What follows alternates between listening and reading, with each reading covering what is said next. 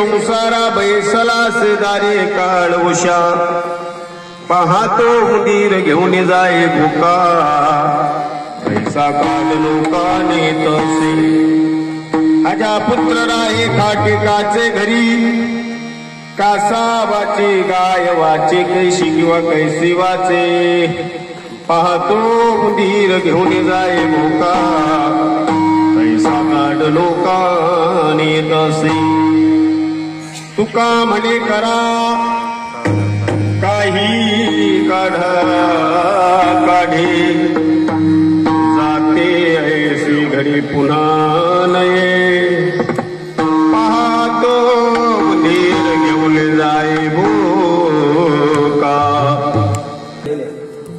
आणि सर्वात महत्वाचं दान आहे अन्नदान. 4 गोष्टी महत्वाच्या आहेत. देणे को अन्नदान, लेणे को हरिनाम, करणे को लेनता, डुबणे को उभे. अन्नदान हे सर्वश्रेष्ठ आहे. येथे शीत दिले अन्न होई कुठे कुडांचे उदाहरण. एका कुडाचं नाही आहे, कोटी कुडांचं उदाहरण सांगितलंय. म्हणून अन्नदान हे सर्वात श्रेष्ठ दान कलियुगात मानले गेलेलं आहे. कोटी कुडांचा उद्धार व्हावा या कार्याच्या निमित्ताने का होईना, पण कुठल्याही प्रकारचा विचार न बाळगता त्या ठिकाणी सत्कर्माच्या स्वाधीन तो देह झाला. पुढच त्यांच्याकडनं मला असं वाटतं जिल्हा परिषद शाळेला 25,000 रुपयाचे गेट बसवलेलं आहे. त्या आठवणीत माणसाच्या. त्याचप्रमाणे महादेवाच्या मंदिराला मला वाटतं काहीतरी त्यांच्या हातूनच बांधकाम झालेलं आहे, वडिलांच्या हातून. याचा अर्थ हे थोपटील जे जे करते तया नाम धर्म ठेविते ते अनुष्ठिते सामान्य. हे मानवी जीवनाचा असून सत्कर्म केव्हा घडायला पाहिजे? ज्यावेळी जोपर्यंत माणसाला मरणाची भीती बाळगत नाही तोपर्यंत त्याला सत्कर्माचा मार्ग सुचत नाही, एवढं लक्षात ठेवा. पण का हो, ज्यांनी माळकरी माळ आपण आपल्या स्वतःच्या घरामध्ये स्वाधीन केली, भगवंताच्या स्वाधीन देह केला आणि तो देह त्या भगवंताच्या स्वाधीन केल्यानंतर आता देह जावो अथवा राहो ही नामदेवरायांची स्थिती आहे. पांडुरंगी दृढ भाव. नामदेव महाराजांना विचारलं तुमची स्थिती काय? भगवंता माझी स्थिती अशी, मी मेलो तरीच चालेल, चरण न सोडी सर्वथा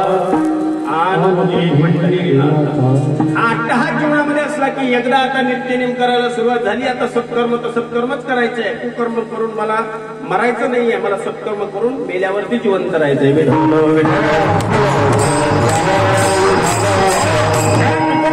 इथे राहण्याकरता कोणी नाही.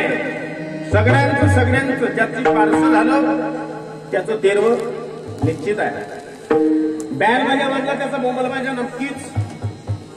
जो खाटीवर आला तो ताटीवर जाणारच आहे. हे मी नाही सांगत, ज्ञानोबा नाही सांगतात. किती सुंदर सांगतात. उपजेते नासे नाचे ते पुनर्वी दिसे हे घटी का यंत्र जैसे परिभ्रमेगा. ज्ञानोबा नाही सांगतात जे उपसत ते नाचत बर का. पण ते नाचतं केव्हा? त्याची मध्ये काहीतरी स्थिती असते आणि त्या स्थितीमधून पार पडल्यानंतर त्याने नासावं. नाचल्यानंतरच त्याला पुनश्च नवीन अंकुर फुटतात, एवढं लक्षात ठेवा. ज्ञानोबांची ओळी सुंदर आहे, पण त्याचं विश्लेषण जर करायला गेलं तर खूप मोठं आहे.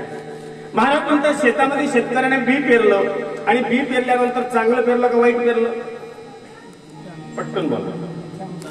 चांगलं पेरलं का नाही? पण चांगलं टाकल्यानंतर त्याला शेतकरी काय करतो? चांगला शेतकरी जो आहे ना, चांगला शेतकरी पीक शेतात टाकल्यानंतर काय करतो?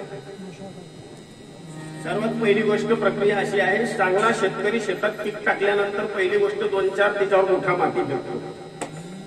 चांगला शेतकरी बी उघडं राहू देत नाही. ज्याने बी उघडं राहू दिलं त्याचं बी पक्षी घेतल्याशिवाय राहत, म्हणजे ती जागा बखाई राहते. पण चांगल्या शेतकऱ्याचं लोक असं आहे, तो बी पेरल्यानंतर त्याच्यावर माती लोटतो आणि माती ढकलल्यानंतर त्याला पाणी देतो. काय देतो? पाणी देतो. आता पाणी दिल्यानंतर त्याची स्थिती काय महाराज? चांगलं टाकलेलं पीक ह्या अगोदर आपल्या स्वतःच्या शरीरातलं जे स्वरूप असते ते टाकतं, म्हणजे सडतं बर का. अगोदर ती बी सडतं आणि सडल्यानंतर पुनश्च त्यामधून रिकामं होतं आणि रिकामं झाल्यानंतर काही कालावधीनंतर त्याच्यातनं पुन्हा नवीन अंकुर बाहेर पडतात. ज्ञानोबा म्हणतात तसं मानवी जीवनाचं आहे.